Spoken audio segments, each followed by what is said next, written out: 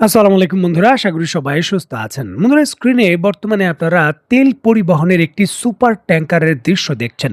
দেখুন, super tanker পৃথিবীর বুকে নির্মিত মানব ইতিহাসের অন্যতম বিশাল আকৃতির ভাসমান জাহাজ, যার এক একটির মূল্য ১৩০ থেকে ১৫০ মিলিয়ন মার্কিন ডলার হয়ে থাকে। এই বিশাল জাহাজগুলো সমুদ্রপথে এক মহাদেশ থেকে অন্য মহাদেশে বিপুল পরিমাণের অপরিশোধিত জ্বালানি তেল পরিবহন করে থাকে। দেখুন, সাধারণ একটি জাহাজের ডেড ওয়েট বা ধারণ ক্ষমতা যেখানে কয়েক হাজার ডেড ওয়েট হয়, সেখানে একটি সুপার ট্যাঙ্কারের ডেড ওয়েট ২ লক্ষ থেকে ৩,২০,০০০ ডেড ওয়েট হয়ে থাকে।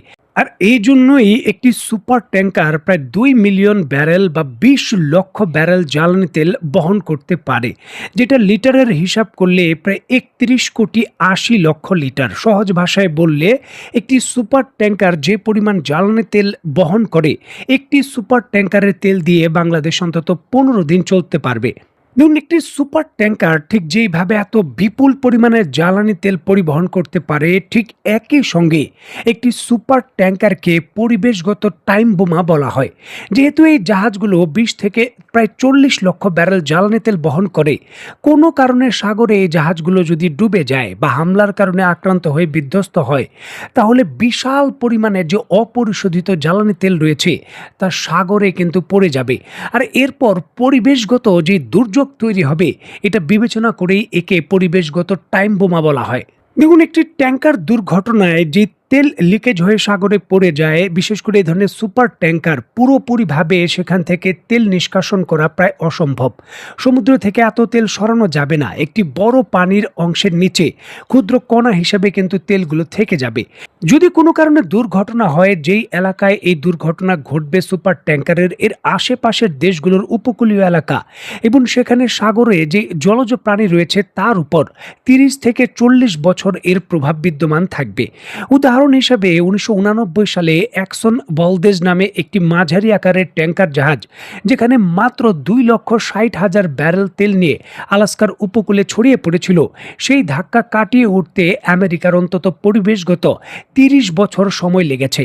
এখন চিন্তা করুন, একটি সুপার ট্যাঙ্কার যদি হরমুজ প্রণালীতে দুর্ঘটনা ঘটে, তেলগুলো হরমুজ প্রণালীতে ছড়িয়ে পড়ে, যার পরিমাণ প্রায় আমেরিকার ওই ট্যাঙ্কার থেকে ১৫ থেকে ২০ গুণ, তাহলে পরিস্থিতি কি হবে? আর এই জন্যই হরমুজ প্রণালীতে যে কোনো তেলের জাহাজে হামলা কোনো সাময়িক হামলা নয়, এটি দীর্ঘমেয়াদী পুরো উপসাগরীয় দেশগুলোতে বড় প্রভাব ফেলবে। আর এইবার ইরান এই ধরনের ২টি বড় বড় যে সুপার ট্যাঙ্কার রয়েছে তাতে আক্রমণ করেছে।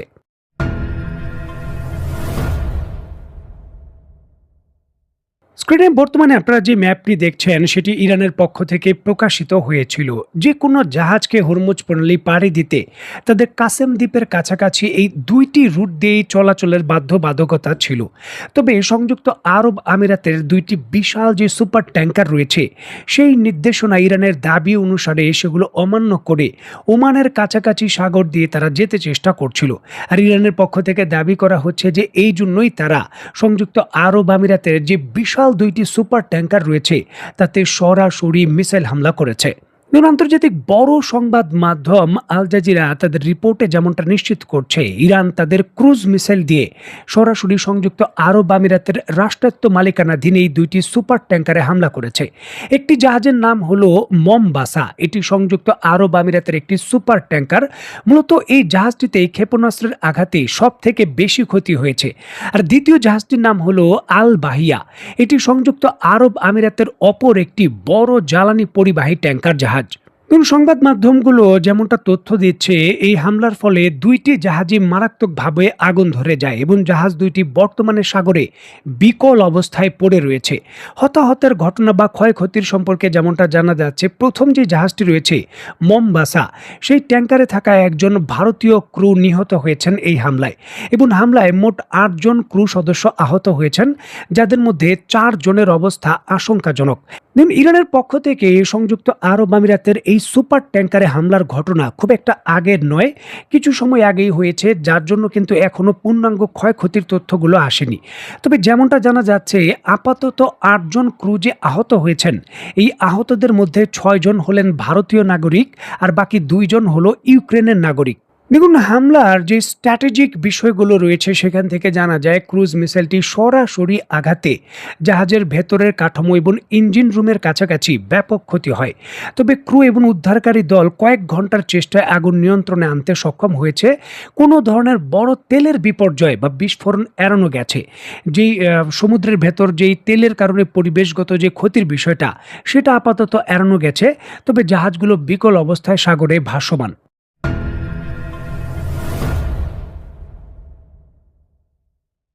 সংযুক্ত আরব আমিরাতের এই সুপার ট্যাঙ্কারে ইরানের হামলার বিষয়ের দায় দায়িত্ব স্বীকার করেছে ইরান। ইরানের পক্ষ থেকে বলা হয়েছে তাদের যে নিষেধাজ্ঞা রয়েছে সেটা অমান্য করার কারণেই তারা এই পদক্ষেপ নিয়েছেন। আর এই ঘটনার পরপরই কিন্তু মধ্যপ্রাচ্যের পরিস্থিতি অত্যন্ত সংবেদনশীল পর্যায়ে পৌঁছে গেছে। এখন শুধু যুক্তরাষ্ট্র, ইসরায়েল বা ইরান নয়, আঞ্চলিকভাবে অন্যান্য দেশগুলো এই হামলায় বা এই যুদ্ধে জড়িয়ে যেতে পারে তার তীব্র শঙ্কা তৈরি হয়েছে। যেমন ধরুন যে সৌদি আরব কিন্তু ইয়েমেনের ভেতর দীর্ঘ ৪ বছর পর নতুন করে বোমা হামলা করেছে এমন অভিযোগ পাওয়া যাচ্ছে, যদিও সৌদি আরব স্বীকার করেনি।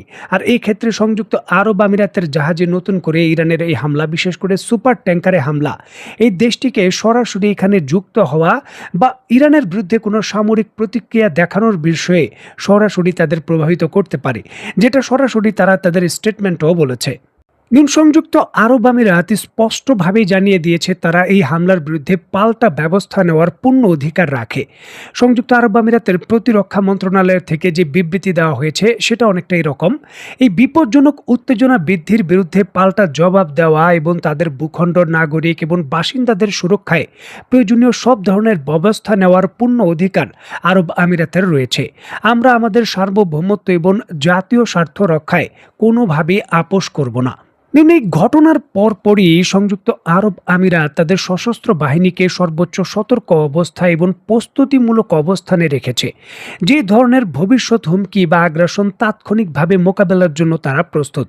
মানে পাল্টা হামলা করার যে কৌশলগত অর্ডার রয়েছে সেটা টেকনিক্যালভাবে সংযুক্ত আরব আমিরাত দিয়ে দিয়েছে এমনটা শোনা যাচ্ছে। এখন বিষয়গুলো অত্যন্ত জটিল। দেখুন, সংযুক্ত আরব আমিরাতের সঙ্গে তুরস্কের মতো দেশের গভীর সম্পর্ক রয়েছে, ইসরায়েলেরও রয়েছে। আবার অপরদিকে সৌদি আরব সরাসরি পাকিস্তানের সঙ্গে নিরাপত্তা চুক্তি করে রেখেছে, যার অধীনে পারমাণবিক আমব্রেলার অধীনে তারা নিরাপত্তাও পায়।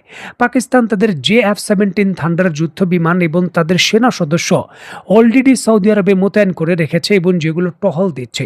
এখন যদি মধ্যপ্রাচ্যের অত্যন্ত শক্তিশালী এই দুইটি দেশ, তাদের জোটের ভেতর তারা অত্যন্ত শক্তিশালী, এই দুইটি দেশ সরাসরি ইরানের বিরুদ্ধে সামরিক পদক্ষেপে জড়িয়ে যায়, সেখানে পাকিস্তানের ভূমিকা কি হবে বা তুরস্কের ভূমিকা আসলে কি হবে, সেই বিষয়গুলো খুবই গভীরভাবে পর্যবেক্ষণ করা হচ্ছে। কারণ তুরস্ক এবং পাকিস্তানের বড় কোনো যদি অংশগ্রহণ না থাকে, এই দেশগুলো ইরানের বিরুদ্ধে কোনো পদক্ষেপ নেবে কিনা সেটাও প্রশ্নবিদ্ধ। সুতরাং এখানে পাকিস্তানের সিদ্ধান্তের উপর অনেক কিছু নির্ভর করছে। দেখার বিষয়ে পাকিস্তান এই ক্ষেত্রে কি সিদ্ধান্ত নেয়। তো বন্ধুরা, আজকের মতো বিদায়। নতুন কোনো ভিডিও নিয়ে আবার দেখা হবে। সেই পর্যন্ত সবাই ভালো থাকবেন, সুস্থ থাকবেন এবং বাংলাদেশকে ভালোবাসবেন। আল্লাহ হাফেজ।